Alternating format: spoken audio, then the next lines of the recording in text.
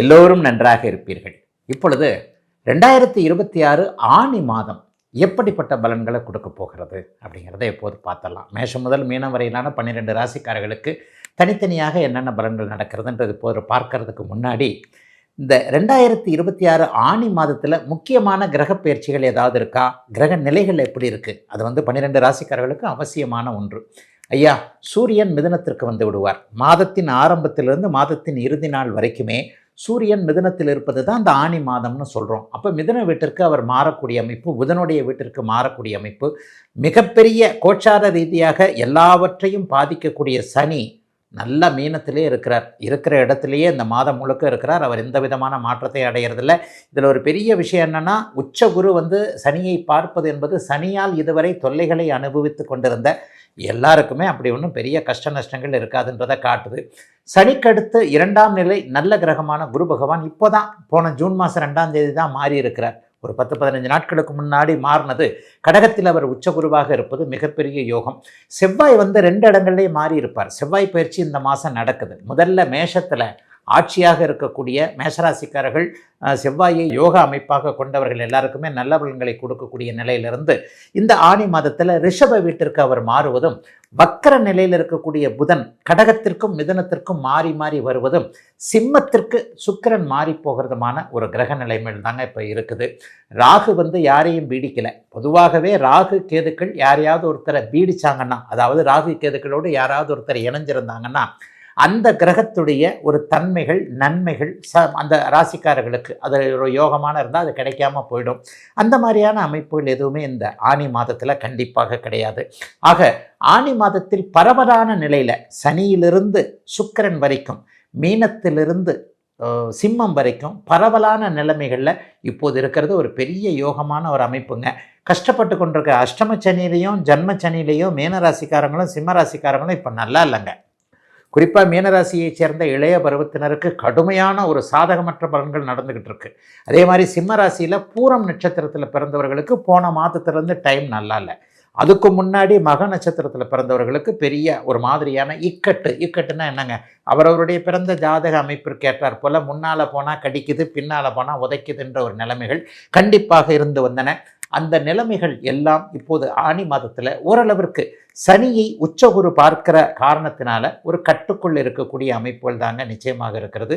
பெரிய சோதனைகள் எதுவும் இப்போதைக்கு கண்டிப்பாக வராது. 12 ராசிக்காரர்களுக்கும் சுபர்கள் என்று சொல்லப்படக்கூடிய புதன் குரு சுக்கிரன் 3 பேருமே இந்த ஆனி மாதத்தில் கடக வீட்டில் உச்சமாக இருக்கக்கூடிய தன்மை, ஆனி மாதத்தின் நடுப்பகுதியில் ஆனி பௌர்ணமி என்று சொல்லப்படக்கூடிய, அப்படியே அந்த ஆனி மூலம் என்று சொல்லப்படக்கூடிய அமைப்பில் ஒரு பௌர்ணமி நிலைமைகளில் சந்திர அதியோகத்தில் அந்த புதனும் சுக்கிரனும் குருவும் ஒரே நேரத்தில் ஜூலை மாதம் 1ஆம் தேதியாக இருக்கலாம். ஆனி மாதத்தின் நடுப்பகுதியில் ஆனி மாதத்தின் 15-16ஆம் தேதிகளில் பார்த்தீங்கன்னா பௌர்ணமி அமைப்பில் சந்திரனும் வலுவாக இருக்கிறார், புதனும் சுக்கிரனும் குருவும் கடகத்தில் வலுவாக இருக்கிறார்கள். ஆகவே கிட்டத்தட்ட எல்லோருமே ஓரளவிற்கு வரவேற்கக்கூடிய நல்ல மாதமாகவே அமைஞ்சிருக்குங்க இந்த ஆனி மாதம்.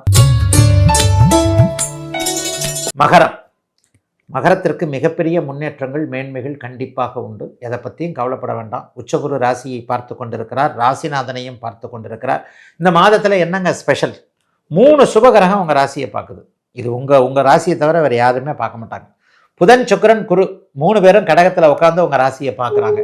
3 சுபர்கள் ராசியை பார்ப்பது என்பது ஒரு மிகப்பெரிய கொடுப்பினையான ஒன்று. இதில் ஒன்று பார்த்தீங்கன்னா, ஆனி மாதம் நடுப்பகுதியில் பௌர்ணமிக்கு பக்கத்தில் இருக்கக்கூடிய சந்திரன் வேற அவங்க ராசியில் உட்காந்து 4 சுபர்களாக மாறுவார். பௌர்ணமி அப்போ தான் ஆனி மூலத்தில் தனுசு ராசியில் பௌர்ணமி நடக்கும். தனுசு ராசியில் பௌர்ணமி சந்திரன் 2ஆவது நாள் மகர ராசியில் உட்காருவார் அவங்க ராசியில். ஆக ஆனி மாதம் முழுவதும் தொட்டது துலங்கக்கூடிய நல்ல மாதம். முன்னேற்றங்கள் இருக்கும். 20 வயதுக்காரருக்கு, 30 வயதுக்காரருக்கு, 60-70 வயதுக்காரருக்கு அவரவருடைய வயதிற்கு ஏற்றார் போல் நல்லவைகள் அதிகம் நடக்கும். எதையும் சாதிக்கக்கூடிய, சமாளிக்கக்கூடிய, சந்திக்கக்கூடிய மாதமாக இந்த மாதம் இருக்கும். தைரியமாக செயல்படுங்க. ஒரு வேலை போச்சு கவலைப்படாதீங்க, வேலை அதை விட நல்ல வேலை கிடைக்கும். தொழிலை ஆரம்பிச்சுட்டு சிக்கலாக இருக்குது கவலையப்படாதீங்க, அதே தொழில் கை கொடுக்கும். கை கொடுக்காத வியாபாரம் நல்ல லாபகரமாக இருக்கும். நல்ல உதவியாளர்கள் அமைவாங்க. குடும்பத்தில் நிம்மதி இருக்க போகுது.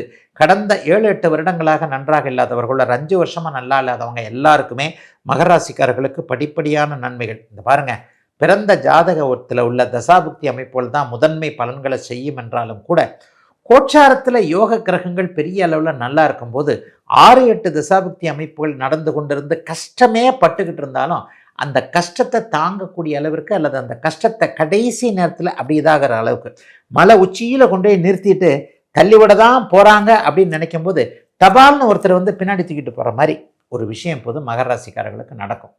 மகர ராசிக்காரர்கள் கஷ்டப்பட்டதெல்லாம் உண்மையிலே நிற்க போதுங்க. என்னுடைய பலனை வந்து படிப்படியாக உணர்வீங்க. இந்த வருஷம் திரும்பி பார்க்கும்போது மகர ராசிக்காரர்களுக்கு சந்தோஷமாக இருக்கும். இந்த தமிழ் வருஷமாக இருந்தாலும் சரி, இங்கிலீஷ் வருஷமாக இருந்தாலும் சரி, ஒரு 6 மாதம் கழித்து பாருங்கள். உச்சகுருவின் பார்வை எந்த அளவிற்கு நம்மளுக்கு கௌரவம், மதிப்பு, மரியாதை, அந்தஸ்தை கொடுத்திருக்கிறது, எந்த அளவிற்கு இப்போது இந்த பிரச்சனையை நமக்கு ஓரளவிற்கு தீர்த்திருக்கிறது.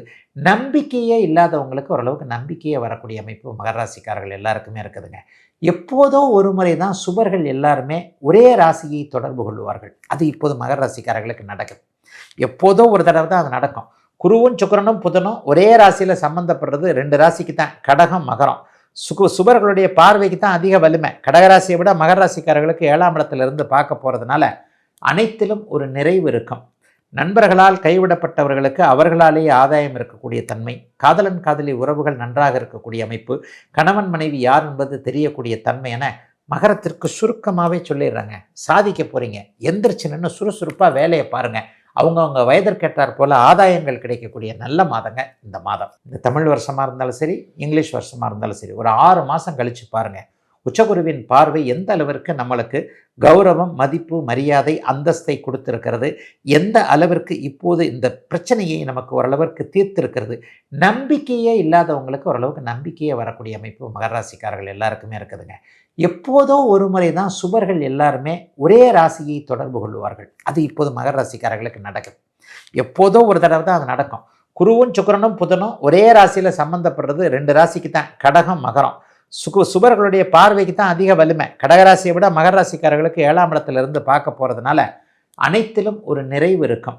நண்பர்களால் கைவிடப்பட்டவர்களுக்கு அவர்களாலேயே ஆதாயம் இருக்கக்கூடிய தன்மை, காதலன் காதலி உறவுகள் நன்றாக இருக்கக்கூடிய அமைப்பு, கணவன் மனைவி யார் என்பது தெரியக்கூடிய தன்மை என மகரத்திற்கு சுருக்கமாகவே சொல்லிடுறாங்க. சாதிக்க போகிறீங்க, எந்திரிச்சு நின்று சுறுசுறுப்பாக வேலையை பாருங்கள். அவங்கவுங்க வயதிற்கேற்றார் போல் ஆதாயங்கள் கிடைக்கக்கூடிய நல்ல மாதங்க இந்த மாதம் யார்கள் எல்லாருக்குமே இருக்குதுங்க. எப்போதோ ஒரு முறை தான் சுபர்கள் எல்லாருமே ஒரே ராசியை தொடர்பு கொள்வார்கள். அது இப்போது மகர ராசிக்காரர்களுக்கு நடக்குது. எப்போதோ ஒரு தடவை தான் அது நடக்கும்.